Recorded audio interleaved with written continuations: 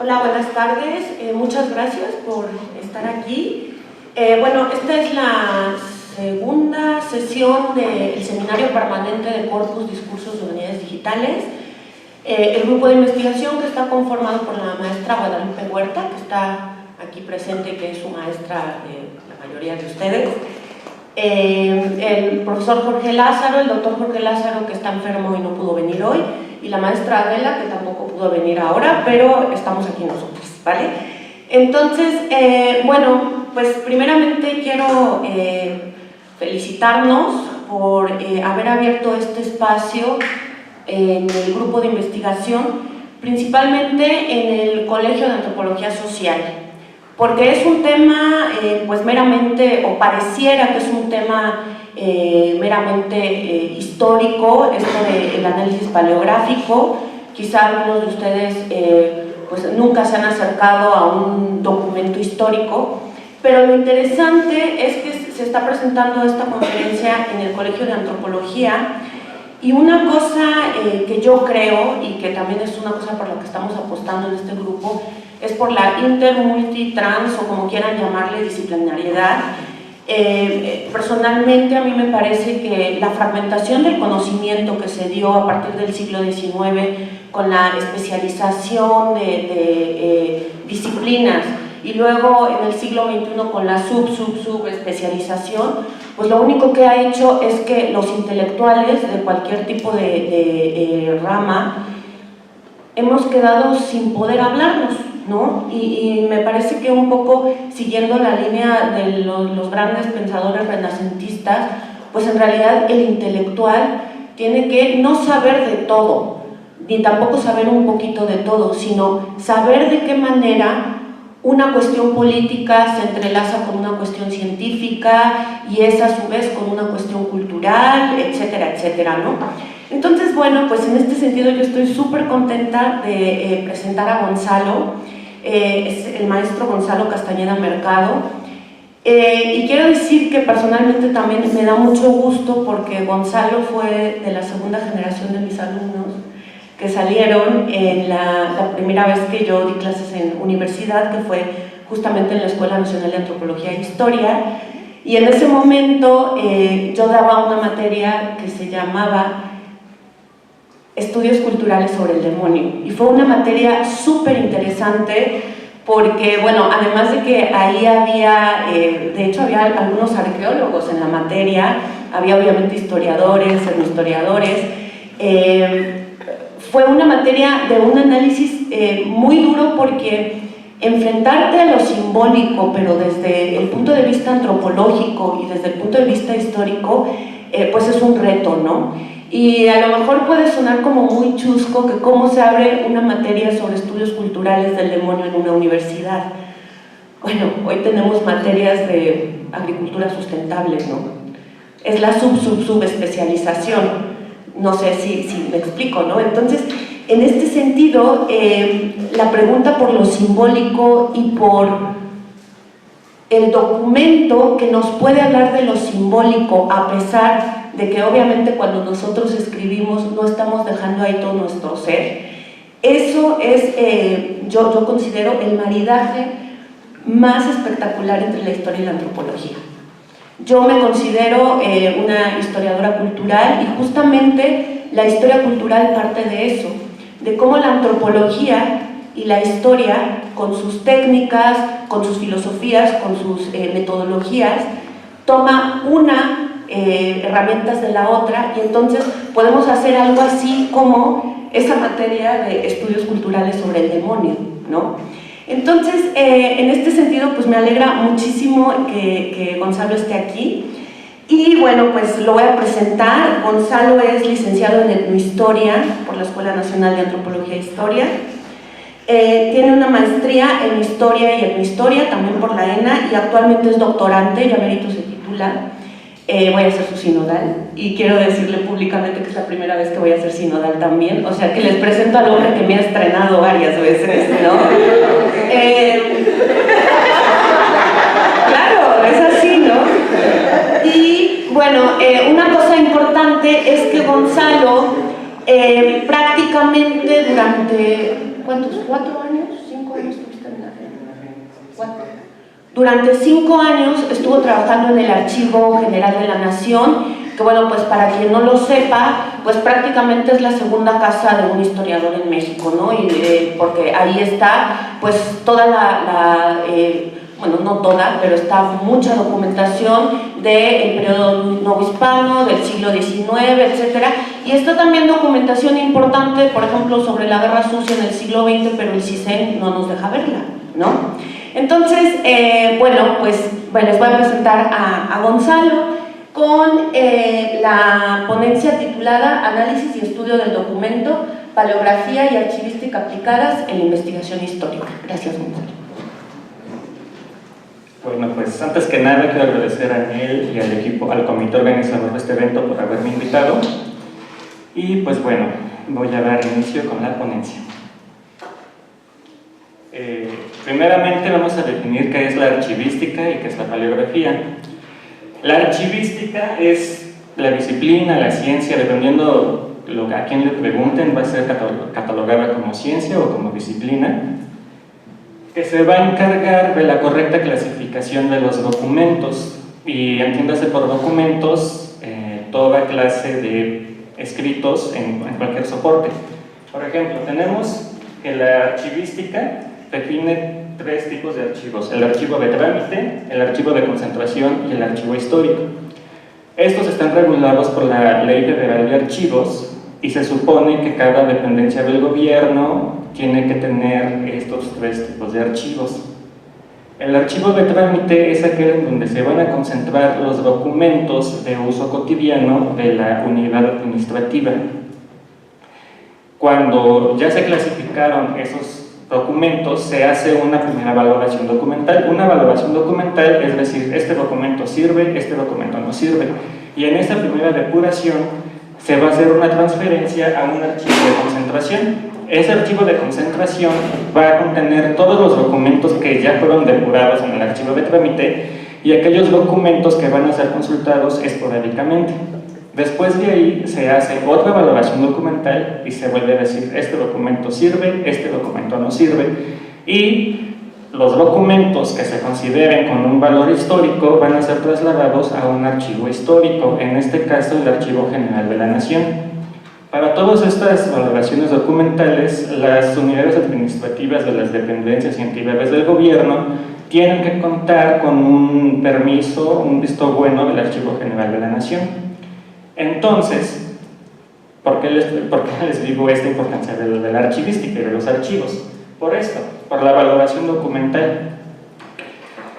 Como bien decía Anel, el CISEN se reserva el derecho de consulta y acceso de información, que está contenido precisamente en la Ley de Acceso de Información Pública y en la Ley Federal de Archivos, cuando clasifica, más bien cuando dice qué tipo de documentos pueden ser clasificados, confidenciales o reservados. Y si a eso le aunamos que cada dependencia puede hacer una valoración documental, es decir, este documento sirve y este documento no sirve, y el documento que no sirve se desecha, pues hay mucha información si se revisa, ¿no?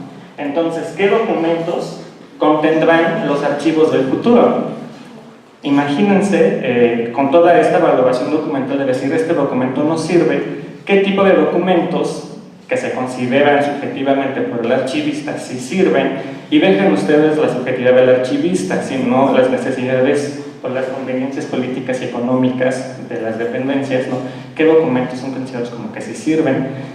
Esto crea conflictos entre historiadores y archivistas precisamente por la valoración documental, pero pues también uno no puede estar guardando todo porque el argumento es que estaríamos acumulando basura documental y tampoco es el caso, ¿no? Ay, no, ya. Bueno, la paleografía.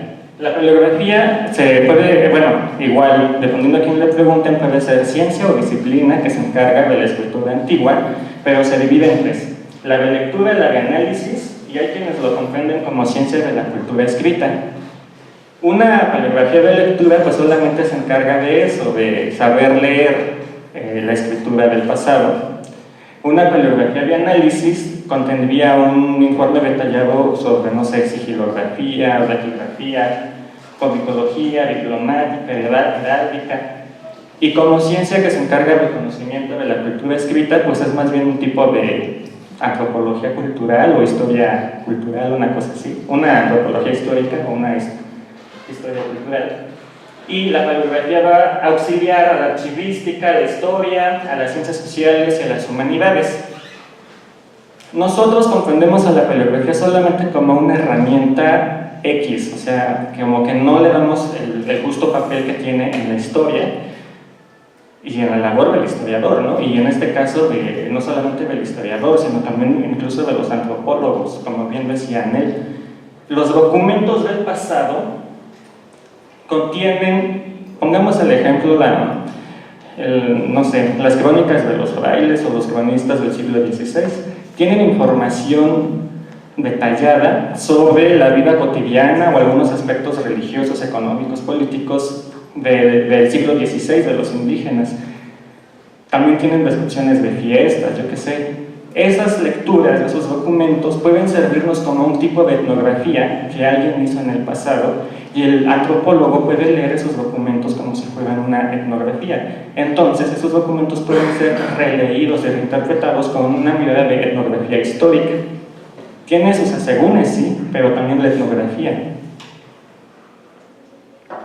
Bueno, la codicología. La codicología, ustedes ya sabrán que es el estudio de los libros, incluye los manuscritos y hay quien incluye ya el libro impreso. De esto es como rapidísimo, para que conozcan. Hay quienes tenemos los antecedentes de la imprenta y está la xilografía, que es como... La xilografía, no sé cómo se pronuncia la X. Y bueno, esta de xilografía es precisamente como calcar, o sea, se pone una base con el dibujo, se le pone tinta y se va calcando el dibujo. En este sentido, esta representación de Indra sería la más antigua porque es del siglo XIII y estos naipes del siglo XIV. Y esta es la considerada actualmente como el impreso más antiguo, que es el Tantron Diamante de China.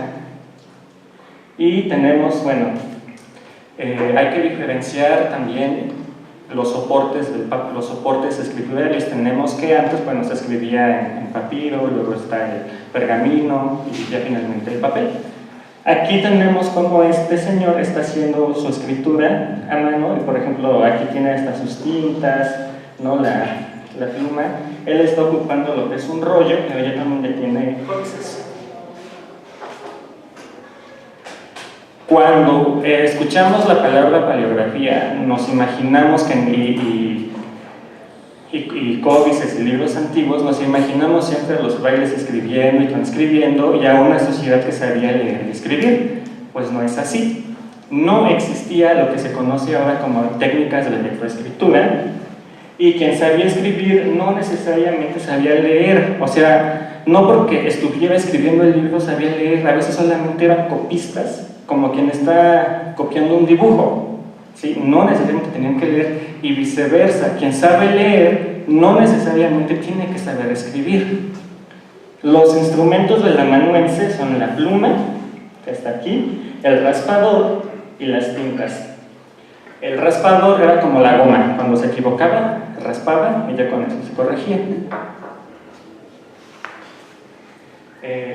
Los libros antiguos son muy importantes, aparte de su valor por la información histórica que contienen, pues porque son consideradas obras de arte.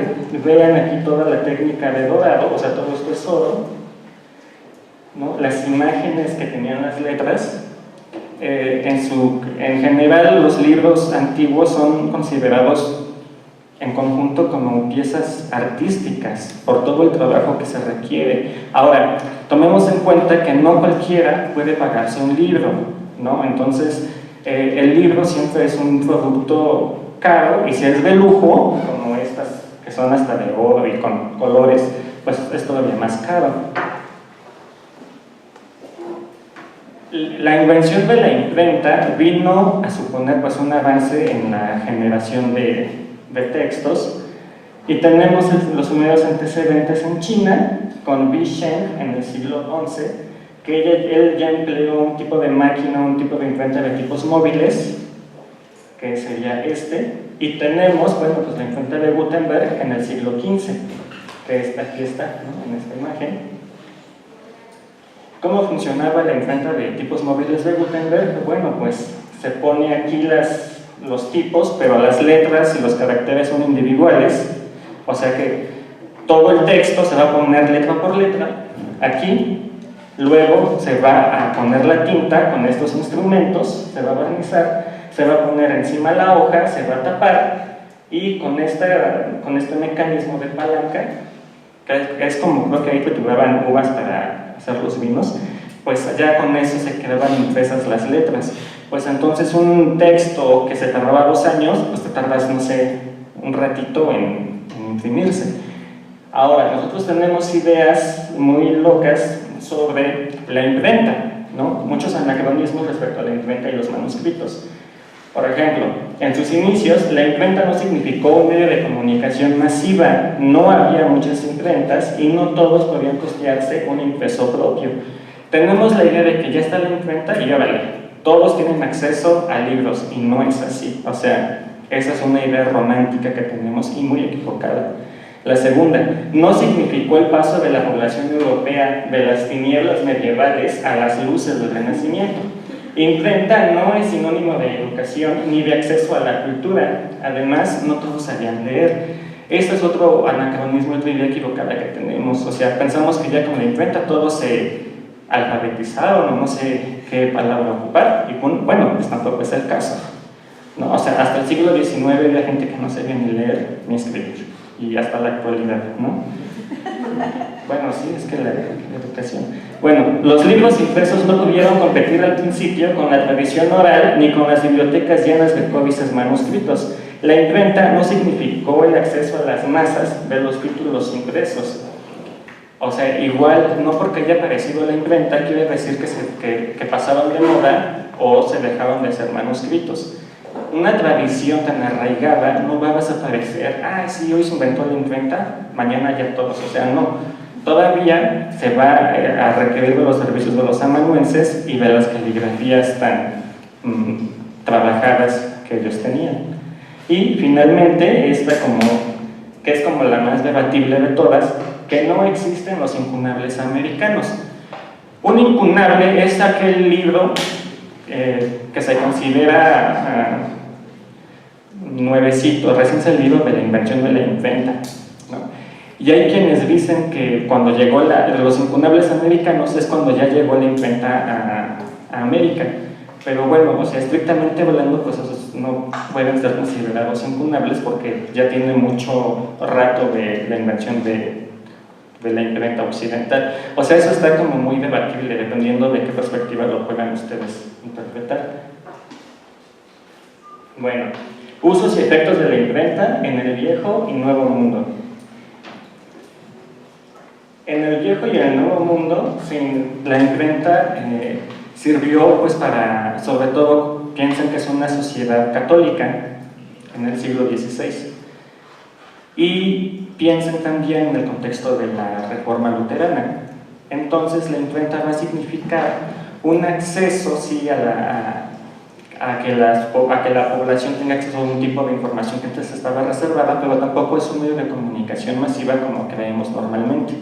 Además, viene a facilitar la dispersión de información, como por ejemplo el arte de navegar.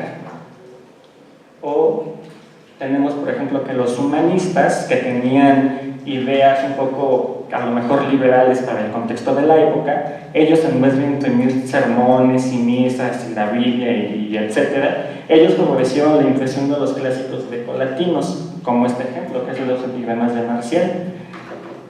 Ahora, a lo mejor ustedes piensan que esto no tiene mucho impacto, ¿no? Pero piensan que una sociedad católica en donde se está imprimiendo libros que hablan de dioses paganos, pues era como un poco de estarse cuidando. De hecho, la monarquía católica con la Inquisición empieza a prohibir libros y llegan en siglo XVI un índice de libros prohibidos porque ya están llegando esos textos a lo que es Nueva España. Bueno, La imprenta compitió con los copistas, los escribanos, los calígrafos, porque resultaba más barato hacer copias impresas de manuscritos que solicitarlas a los copistas.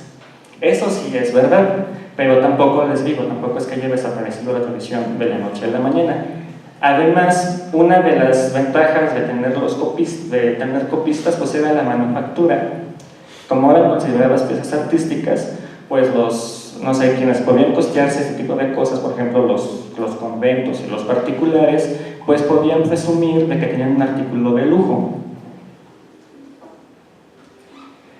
Además, pensemos en este ejemplo que tengo aquí. Se publicó en Grecia en 1517 la primera Biblia políglota completa. Esta Biblia políglota completa, ya habían habido traducciones de la Biblia manuscritas en varios lugares del mundo, pero esta es la primera políglota, o sea, en varios idiomas, y se publicó impresa en 1517. Esto evidentemente le puso los pelos de punta al catolicismo, porque una de las premisas del catolicismo es solo el yo, o sea, yo como iglesia, puedo interpretar la Biblia. Tú como feligres no puedes. Y uno de los golpes que vino a dar la Reforma Luterana fue precisamente eso, de que cualquiera que pueda leer la Biblia puede interpretarla, porque el Espíritu Santo lo va a iluminar para que la interprete bien. Y aquel que la interprete mal es porque no está iluminado por el Espíritu Santo, ¿no? Entonces, bueno, pero al menos ya le da un sentido de que puedes leer la Biblia y la palabra de Dios en tu idioma, porque piensan que el catolicismo solamente tenía la Biblia Vulgata, que es la traducción se escribió en griego y en hebreo y se traduce al latín por San Jerónimo.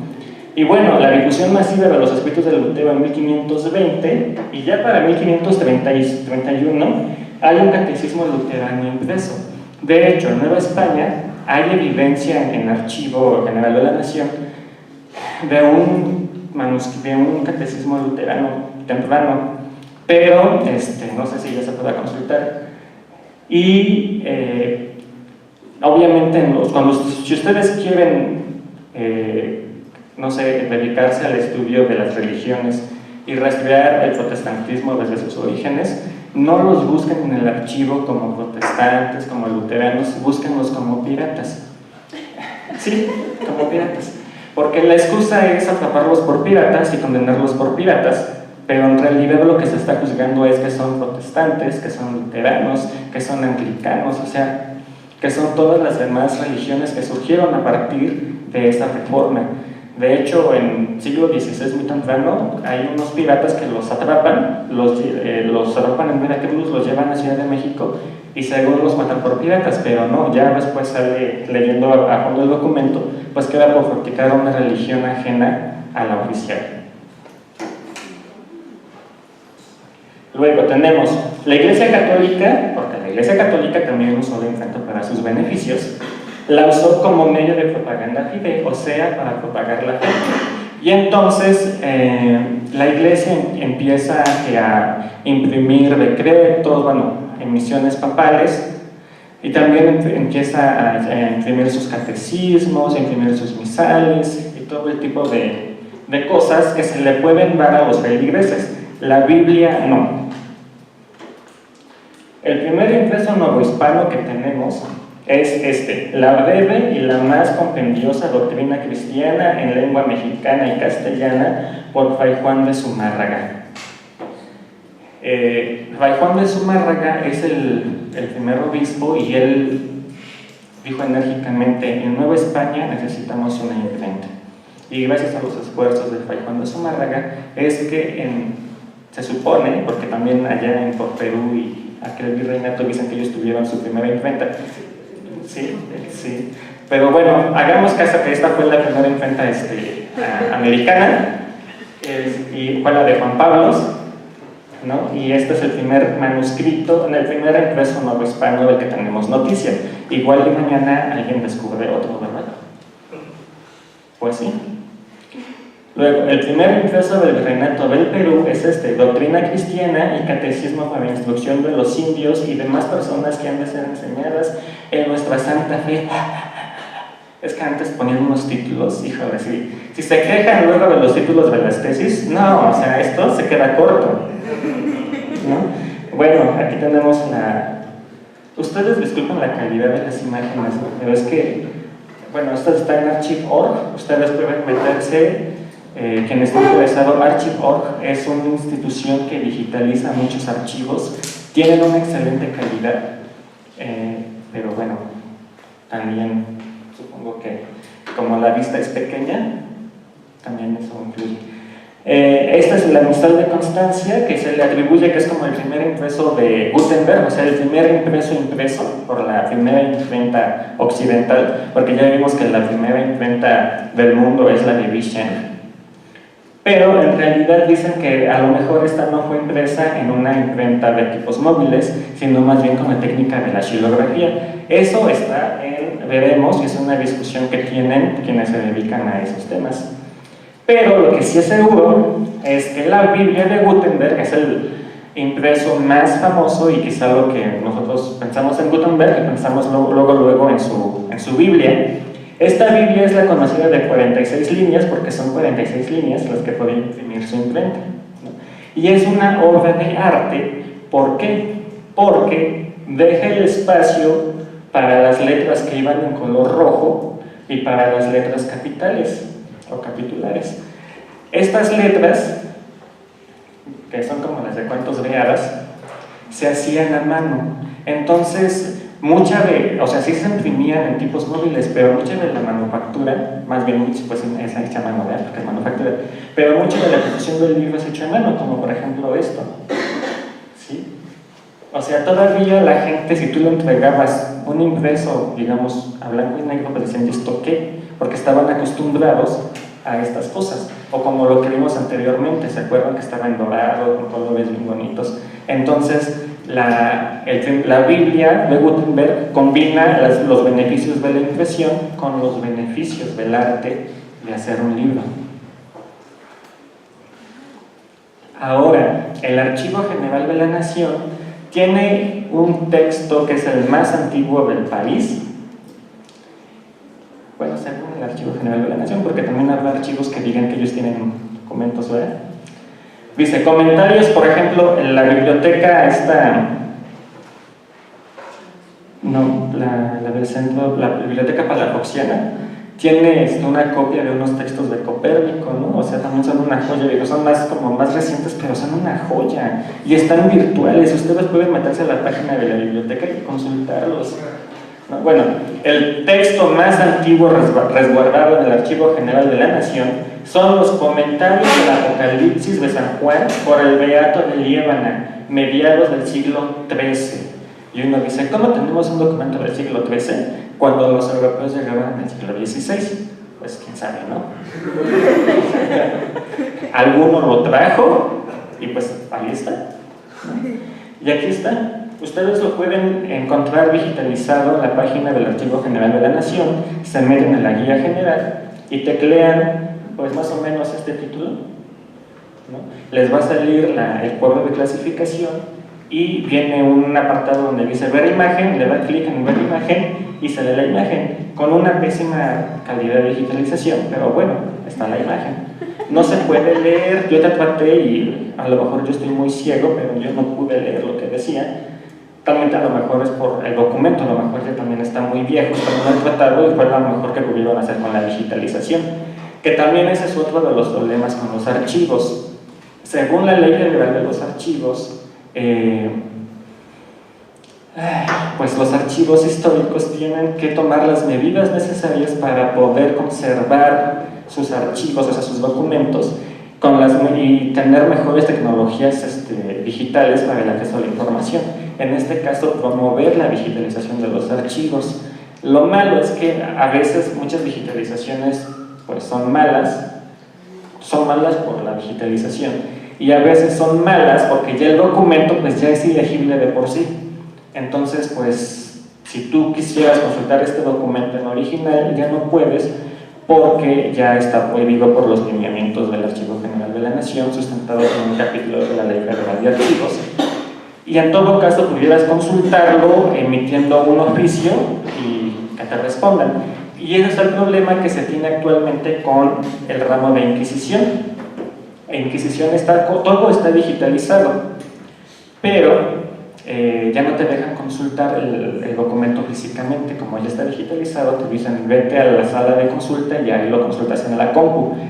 Pero pues les digo, a veces están mal digitalizados, no se lee nada y son a veces documentos del siglo XVI que de por sí no se entiende porque ya el documento está lleno de polillas, está lleno de hongos, está lleno de humedad. A veces en el original es un poquito más fácil de ver, ¿no? Pero entonces, de hecho, muchos historiadores se quejaron y hicieron una firma, pero pues es que no se puede hacer nada. Como ellos se amparan de que ya la ley establece de que si hay un soporte en electrónico y está el acceso público, pues entonces realmente no se está negando el acceso a la información está. Entonces por eso es una de las cosas a lo mejor o desventajas a lo mejor también de que mucha de la gente que trabaja en archivo histórico no sea historiador, ¿no?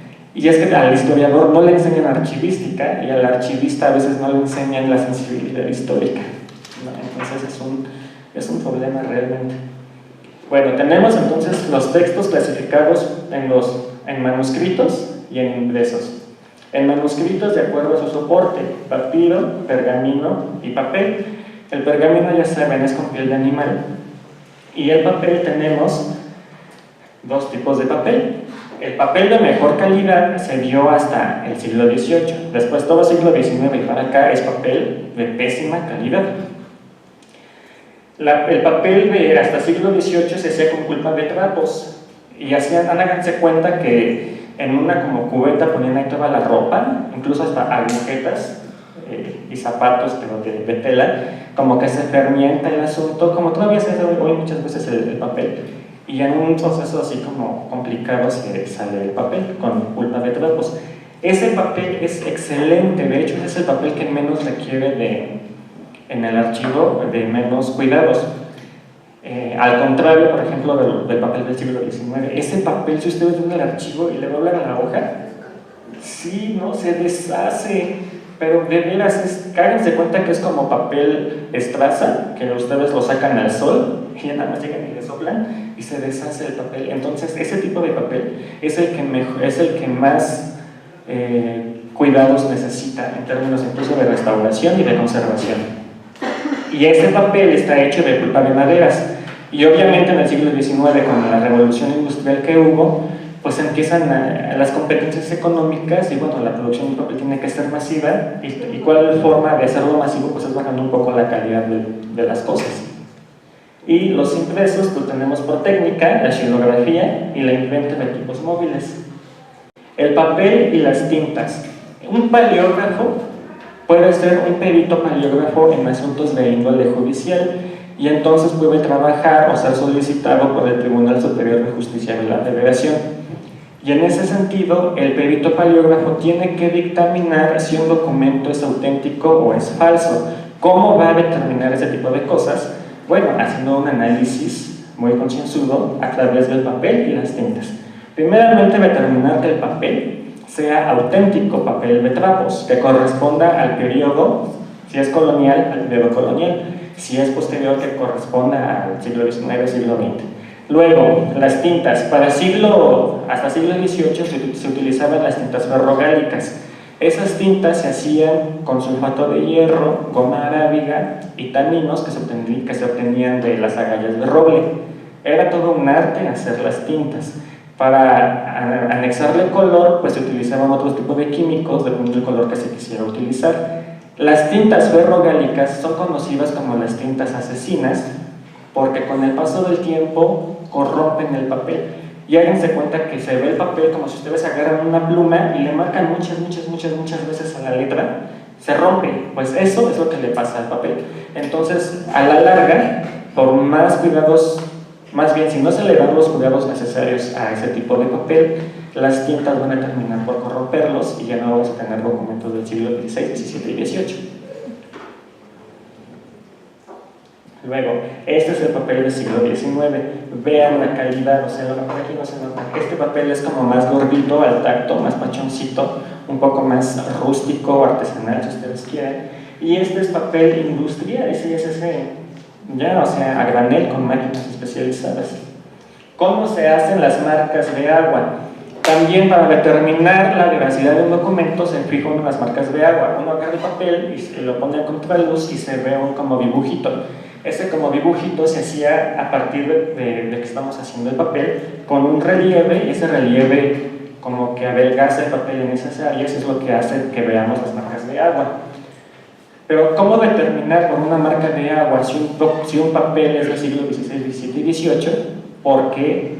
Pues porque existían centros autorizados para elaborar papel y marcas de agua que no vamos a encontrar más que en determinados siglos e incluso en determinados años. Por ejemplo, estos son de 1552, bueno, del siglo XVI. Es la más común que vamos a encontrar en el siglo XVI, la llamada de manita.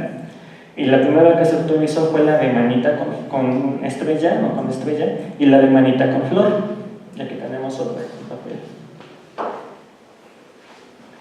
Esta igual es del siglo XVI.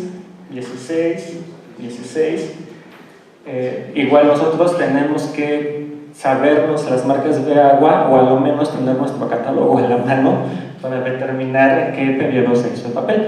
Otra cosa es que para el siglo XVII se va a estar reciclando el papel del siglo XVI. Entonces, no porque tenga la marca de agua del siglo XVI en automático quiere decir que esa fuerza es del siglo XVI. Para eso hay otras técnicas, como la sigilografía. La sigilografía es el estudio del papel sellado. Y el papel sellado se empezó a usar en los reinos europeos por la pragmática del 15 de diciembre de 1636 y se autorizó su uso hasta 1637. Esto quiere decir que si ustedes encuentran un documento anterior a esta fecha con un sello, es falso, porque no existían los sellos antes de esa época. Para papel europeo, para papel americano, la Real Cédula se emite el 28 de diciembre del 38, pero se autoriza obligatoriamente hasta 1640. Como la comunicación con Europa es constante porque somos un virreinato que depende de la monarquía, vamos a encontrar papel europeo con sellos europeos aquí. Ahora, esto es un sello. Aquí dice sello segundo, lo que vale el sello y el año de emisión. Ese es el primero, de 1638. Tiene los escudos de armas del monarca en turno, lo cual nos va a facilitar un poco la lectura, porque si vemos el escudo de armas, si no sabemos el escudo de armas del rey, pues lo buscamos y lo comparamos y ya sabemos más o menos si ese escudo correspondía a este año. Aquí tenemos este otro escudo, sello segundo, para Filipinas. Esta es una joya, ay, preciosa. Bueno, a mí me encanta este sello. Es de Filipinas y está precioso. O sea, ni los sellos novohispanos están así de bonitos. Tiene como un barquito, las torres estas de Hércules, ¿no? Y el escudo. O sea, es una joya. A mí me encanta esto de los sellos de Filipinas y los vamos a encontrar en documentos novohispanos. ¿Por qué? Porque Filipinas también depende de la monarquía. Aquí tenemos los elementos del sello. Aquí bueno, aquí no se ve, pero aquí tendría que estar, así, el nombre del rey o sin majestad, aquí el valor del maravedís, el año, y aquí aquí es el sello cuarto, los maravedís, el año, y ahí no se queda porque no veo. Pero aquí están los elementos. Sello cuarto, 10 maravedíes, años de 1660. A ver si acá sale. Sello cuarto, igual. Ya me acordé porque lo puse. Aquí hay que fijarnos en estos elementos porque antes de que lleguen antes de que lleguen los Austrias, estaban los Borbones, ¿sí? Entonces los Borbones van a ocupar ese tipo de sellos. Los Austrias van a poner el nombre de su rey, el sello y el valor de lo que vale el sello. Otra cosa de la sigilografía es la cruz que encontramos al inicio de los sellos. Esta cruz va a depender, va a cambiar. Por ejemplo, estas cruces son exclusivas de estos años, del 42, del 43, del 68 y del 84. Fuera de esos años no los vamos a encontrar. El papel sellado, bueno, aquí me lo voy a pasar rápido. Cada sello tiene un uso distinto. El sello primero solamente para despachos de gracia y mercedes. El sello segundo para pliego de escrituras, testamentos y contratos ante notario.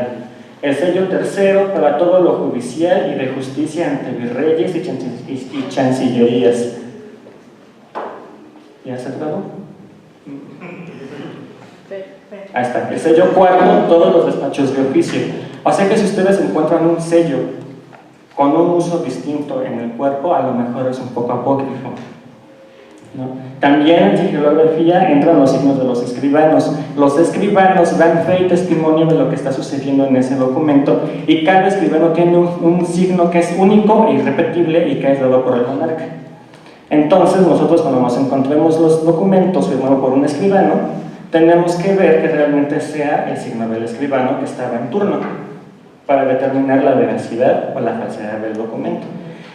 Y la heráldica también es una cosa muy importante, porque a veces los títulos de tierras son falsos y meten muchos títulos, muchos escudos de armas. Bueno, la heráldica tiene normas. Está prohibido usar metal sobre metal y color sobre color. Si ustedes encuentran alguna anomalía fuera de las normas de la heráldica, a lo mejor ese escudo es falso. Y aquí están algunos escudos concedidos a indígenas en el siglo XVI. Y ya para finalizar, a ir cerrando, la paleografía y la archivística está regida por organismos internacionales, además de los nacionales. Por ejemplo, hay un Consejo Internacional de Archivos que emitió dos normas, la ISAT-G y la ISAR. Esta es como general, se supone que todos los archivos tienen que ocuparlas. Bueno, luego si quieren les explico las diferencias. Y luego la Comisión Internacional de Diplomática, ella establece las normas de transcripción paleográfica que deben aplicarse internacionalmente, pero que no pasa en la práctica, y el vocabulario internacional de diplomática. Todo esto lo pueden consultar en internet. Y está la Asociación Internacional de Historiadores del Papel, que determina las normas internacionales para el registro de papeles con o sin filigranas.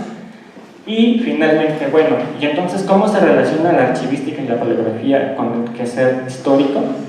Pues por eso, precisamente, porque el archivista trabaja con los documentos con los que vamos a trabajar nosotros, los historiadores, y si ellos están haciendo un trabajo que es loable de catalogación de la información, eso a nosotros nos facilita bastante la vida. Archivística e historia van de la mano. Nosotros como historiadores debemos de saber archivística, porque muchas veces pasa, por ejemplo, en los alumnos que no saben referenciar un documento de archivo, siempre ponen esto, y así no se pone la referencia en documento de archivo.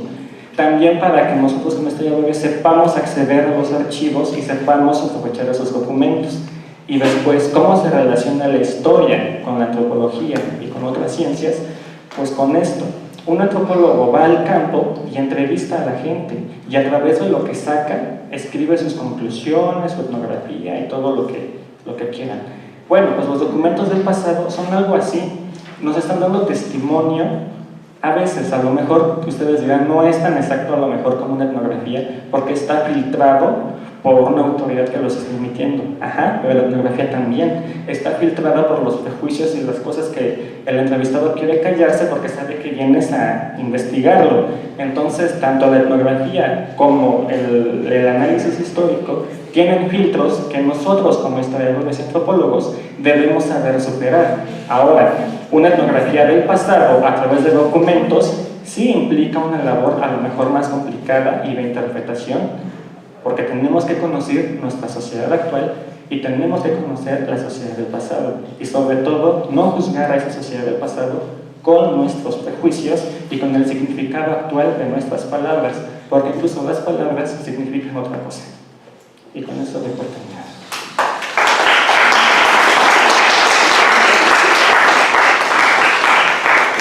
Muchas gracias, Gonzalo. Qué rico escucharte. Bueno, pues ¿Alguien tiene alguna pregunta? Algo que, híjole, antes de que me dejen ciega. ¿Alguien tiene alguna pregunta o algún comentario acerca de lo que acaban de escuchar? Sí. Sí. Si ubicamos este debate o esta discordancia que hay entre el campo de los historiadores, entre la comunidad historiadora, respecto a que se puede historizar solamente las fuentes documentales o si se puede historizar todo fenómeno social, ¿no?, o cultural, este debate en el campo de la historia, ¿no?, respecto a cuál es la fuente que se puede historizar, si es el documento o es la vida social. ¿Cuál es la postura en este caso de la historia, ¿no? Y bajo esta idea de la archivística, ¿qué pasa cuando, o más bien cuáles son los mecanismos o herramientas que tienen ustedes como historiadores e historiadores? Prácticamente creo que sí es lo mismo. Respecto a problemáticas como aquí en el estado de Puebla se movió el archivo general, ¿no?, y la hemeroteca, además, y en esa mudanza hubo toda una polémica respecto a si desaparecieron archivos, si no desaparecieron archivos, qué archivos antes sí se podían consultar y ahora no se pueden consultar, si está cerrada, si ya no hay acceso, bueno, todo lo que la polémica que gira en torno a esta mudanza, ¿no?, del archivo del Estado de Puebla. ¿Cuál es la herramienta que utilizan ustedes justamente para demandar? Porque es su fuente primaria, ¿no?, para el trabajo. Sí, bueno, pues mira, primero, ¿qué se historiza? ¿Si el documento o la vida? ¿No? Los dos, porque el documento te va a dar fe de lo que está sucediendo de una vida. O sea, los documentos no son papeles viejos, los documentos están teniendo una voz de alguien que ya se murió hace 500 años, hace 300 años. Entonces los historiadores no trabajamos con documentos, trabajamos con gente muerta, ¿no? Esa es la verdad, y su voz, por ejemplo, la historia y la historia trata de rescatar la voz de esa gente muerta, bien difícil, a través de documentos. O sea, yo no puedo hacer, qué fácil sería hacer una sección espiritista y entrevistarlo, no se puede todavía, ojo por la ouija.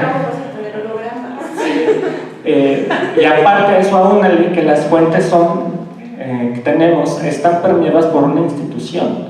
O sea, por ejemplo, yo trabajo demandas por incumplimiento de palabra de matrimonio. Las voces de mis actores sociales están permeados por un juicio, porque eso que estoy leyendo son juicios, juicios legales, demandas. Entonces yo no puedo decir que lo que está diciendo la persona para defenderse sea lo que realmente siente. Lo está diciendo porque no se quiere ir a la cárcel, no quiere que lo quemen en la hoguera, no quiere que lo maten. O sea, está diciendo lo que tiene que decir para salir bien librado. Entonces, eso es como un primer obstáculo. El otro obstáculo es que tendemos, malamente, a querer ver el pasado funcionando como funciona la sociedad actual, y eso no es así. Incluso las palabras cambian. Por ejemplo, el ejemplo que siempre pongo es ovni, ¿no? En el siglo XIX, ovni, que significaba objeto volador no identificado, y en el contexto de la Segunda y la Primera Guerra, pues era eso, es un ovni, o sea, a lo mejor es una nave del enemigo, hay que tener cuidado. ¿Qué pasa? Pues que de un tiempo para acá, ovni es sinónimo de extraterrestre, ¿no? Y cuando sale Jaime Maussan diciendo es que había ovnis en documentos del siglo XIX, pues sí, pero no son ovnis extraterrestres. O sea, ¿sí me cachan la idea? O sea, no podemos ver eso. A ese tipo de cuestiones se le llama crítica de fuentes, y es el primer proceso para historizar el documento. Después que tengo historizado mi documento, entonces sí, ya puedo tratar de historizar un poco la vida, porque se supone que como historiador ya conozco la sociedad de ese pasado, pero tengo que dar también la historicidad de ese documento, saber, por ejemplo, qué institución lo está emitiendo, por qué lo está emitiendo, y bueno, ¿no? Por ejemplo, una cosa muy usual que pasa con los alumnos, que yo me he dado cuenta, que ya me canso de repetirles, ¿no? Los indígenas, a partir de la instauración de la Inquisición en 1571, no fueron juzgados por la Inquisición. Bueno, pues siempre me entregan trabajos, ¿no?, con indígenas ante la Inquisición, y digo, a ver, este documento ¿dónde te lo encontraste? Y por ejemplo, esto es un ejemplo. Dice, denuncia que hace don Juan de Cordona, de ser Córdoba, español, vecino del pueblo de no sé qué, de haber oído leer el edicto del Tribunal de la Fe de Indios y Chinos de México sobre la prohibición de bailes de Santiago, ¿no? Y dicen, bueno, es que esto está hablando de las cosas de los indios y sus supersticiones, está en el archivo catalogado como Inquisición. Bueno, sí, está catalogado, pero hay que ver si el archivista lo catalogó mal, o hay que ver si de veras es la Inquisición. A veces la gente no sabía dónde hacer las denuncias, iba con la Inquisición, y la Inquisición decía, ¡ay, otra vez esto! Mándenlo con la institución que realmente es la que se encarga de esas cosas. Entonces nosotros tenemos que hacer ese trabajo, o sea, de contextualizar el documento. Por ejemplo, los indios estos, hay un tribunal que se llama, que es el Provisorato de Indios y Chinos, que depende directamente del obispado. En el caso de Puebla, bueno, el obispado de Puebla, y hay un Provisorato de Indios y Chinos, el Provisorato de Puebla. En Ciudad de México, que es el Provisorato de Indios y Chinos del Provisorato de la Ciudad de México, ¿no? Y la segunda cuestión del traslado de archivos no solo pasa con Puebla, se pasa con todos los archivos. Ahorita, por ejemplo, están trasladando los documentos del Archivo General de la Nación a otra sede, a un lado. O sea, aquí está el archivo. Cuando se llevan un edificio al lado, y ahí los están trasladando. Y uno dice, bueno, pasa. Lo que pasa es que, como en todos los traslados, la gente que tiene que estar encargada de esos traslados tiene que estar muy consciente que no está trasladando papeles viejos, está trasladando la memoria histórica, en el caso del Archivo General de la Nación, de toda la nación, y en el caso del Archivo Estatal de Puebla, pues de Puebla, ¿no? A veces la gente no tiene esa conciencia histórica porque contratan a gente que no tiene esa sensibilidad y porque no se les dan los cursos necesarios, que a lo mejor con 2 horas, ¿no? De decirles, oye, esto es tuyo, cuídalo, ¿no? Con eso a lo mejor la gente entiende. Y otra cuestión, pues también está el mercado negro, ¿no? Ustedes van a los sapos y te quieren vender una coja así X, hasta en 3,000, 4,000 pesos, no sé, yo los he visto. Y se ve que son auténticos, y si no son auténticos, por lo menos son unas muy buenas falsificaciones. Entonces, o sea, la gente a veces por querer tener un documento hace de todo, aunque sea letras que ni sepa entender, ¿no? Eso habla también, pues, de muchas cosas, desde una mala administración al interior de la institución y pues todas las cosas humanas, ¿no? Imprevisibles, imprevistas. ¿Alguien más? ¿No? ¿Nadie? Bueno, pues voy a aprovechar un poquito para un poco abundar en lo que se estaba comentando. Bueno, nada más decir primero que el historiador no es un coleccionista de papeles, eso es lo más equivocado que hay, eso se llama un anticuario, ¿no? O sea, el historiador lo que hace es coger un papel y contextualizarlo a partir de otros papeles o de otros documentos. ¿Qué pasó? Se produce que es más o menos como un cronista. No, porque un cronista lo que hace es irte contando lo que él va viendo. Un cronista es una persona que se dedica un poco más a entrevistar gente, a reunir papeles, y él va contando lo que tiene, pero un cronista no tiene profesionalmente vamos a decir, no está entrenado profesionalmente para entender que el documento es una coyuntura de una historia que es global. No sé si me explico, el cronista está adentro de su pueblo o adentro de su cofradía. Y entonces, además el cronista generalmente dice, esto pasó en 1523 porque aquí está el papel. Y como nos ha dicho Gonzalo, el historiador pues también sabe que la historia nacional, muchachos, es la mentira encuadernada. Todas las historias nacionales son eso, ¿no? Los historiadores profesionales, obviamente los libros de la SEP no están hechos por historiadores profesionales, o a lo mejor sí, pero son historiadores vendidos, porque hay un montón en este país y en todos. O sea, las historias nacionales son falsificaciones justamente de eso. Por eso tenemos en nuestro santoral nacional a Hidalgo y a Juárez, porque son falsificaciones, porque en realidad la historia que nos enseñan en la primaria, en la secundaria, en la prepa, no tiene nada que ver con lo que es realmente ser un historiador. Los historiadores tenemos muy mala memoria generalmente y la gente piensa que tenemos muy buena memoria, ¿no? Los historiadores a lo que nos dedicamos es justamente a entrenarnos para desplazarnos a otra época. Y esa es una cuestión mental bastante difícil, porque incluso tienes que somatizar a tu fraile del siglo XVII que estás estudiando, ¿no? Y bueno, para cerrar, no me quería quedar sin decir el comentario respecto a lo que está sucediendo con los archivos. Bueno, tú preguntabas, ¿y ustedes qué hacen?, ¿no? Bueno, en primer lugar sí hay que decir que la Academia de Historia, y lo pueden ver en su propia facultad y pues luego en todo el país, las academias de historia generalmente son academias fracturadas.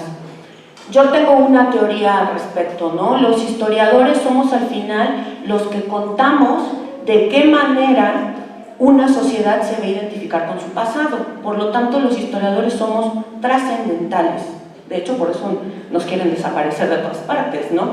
Porque entonces yo como historiadora te vendo a ti una idea de cuál es tu pasado y a partir de ahí tú configuras tu identidad presente, ¿no? Nosotros tenemos una identidad agachona y de sumisión porque ¿qué nos cuentan de la invasión del siglo XVI? Pues que llegaron todos los europeos, mataron a todos y los que quedaron se agacharon. No está, por ejemplo, estudiado, yo no conozco, bueno, a ver si está estudiado en artículos, etcétera, pero yo no conozco a alguien, a una persona que se haya dedicado 10 años a investigar, por ejemplo, qué pasó con todas las rebeliones indígenas en los 300 años de colonización, ¿no? Que bueno, ese es otro término que no voy a discutir ahora. Entonces, en este sentido, ¿qué pasa? Pues que la mayoría de los historiadores que tienen cierto poder lo tienen porque están vendidos al gobierno. Esa es la verdad. O sea, como la cuestión de hacer historia es una cuestión política y la cuestión de ser universitario también debería de ser una cuestión política, pues entonces el historiador que políticamente dice esto está mal, esto no se puede hacer, se le margina.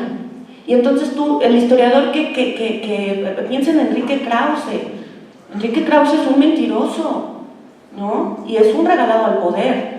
Y esos son nuestros historiadores y nuestros académicos, ¿no? Entonces, ¿qué hacemos nosotros? Bueno, pues últimamente lo que se ha dado mucho es firmar cartas por Abbas, por change.org, etc. Pero la verdad es que somos muy pocos historiadores los conscientes, ¿no? Otra cuestión es también que justamente como decía Gonzalo, se considera que un archivo es un montón de papeles viejos que no sirven para nada, pues entonces se hacen traslados sin más ni más o se ubican los archivos en lugares que no están preparados para ser archivos, porque obviamente estos documentos necesitan cierta temperatura, estar acomodados de determinada manera, tener sus guardas, etc. Y por ejemplo, para que los que no lo sepan, el Archivo General de la Nación era la penitenciaría de Porfirio Díaz. O sea, en una cárcel, que vean cómo construimos cómo construimos todo en este país, ¿no? Pero cómo se va a construir una cárcel. Bueno, pues en una ex cárcel panóptica, ahí está la memoria del país. Estaba, bueno, pero ahí estuvo llenándose de hongos, en celdas, etcétera, ¿no? Entonces, y respecto a la última cosa, pues también hay que decir que justamente el Estado ha querido acallar a los historiadores contestatarios y justamente por eso el Estado no permite que, por ejemplo, nosotros entremos a ver documentación sobre la Guerra Sucia, ¿no? Y una cosa interesante de esta cuestión es que el Estado lo que dice es que es por seguridad nacional. Yo les quiero recordar a todos que por seguridad nacional los militares ya pueden entrar a donde quieran y matarnos, y es legal. Disculpen usted. Los militares. Y si no lo saben, investiguen de qué se trata la Ley de Seguridad Interior, ¿no? Entonces, digamos que un poco esto es la invitación para que los antropólogos no nos vean tan raros a los historiadores. Aquí tienen 3 historiadores más y vean que son como ustedes, no pasa nada, ¿no? Porque, bueno, yo que estudié en la ENA y también en Gonzalo, pues convivíamos mucho con antropólogos de la ENA, pues con historiadores, etc. Y al menos en historia nos decían que, bueno, pues nosotros éramos las ratas de biblioteca que estábamos ahí al fondo y que no nos empedábamos, no íbamos a fiestas porque solo nos interesaba leer. No, creo que a todos, seas antropólogo, historiador, lo que sea, lo que nos debe de interesar es criticar, ¿no? Criticar desde nuestra disciplina, pues, lo que está pasando, ¿no? Entonces, bueno, muchísimas gracias a todos por asistir y buenas tardes.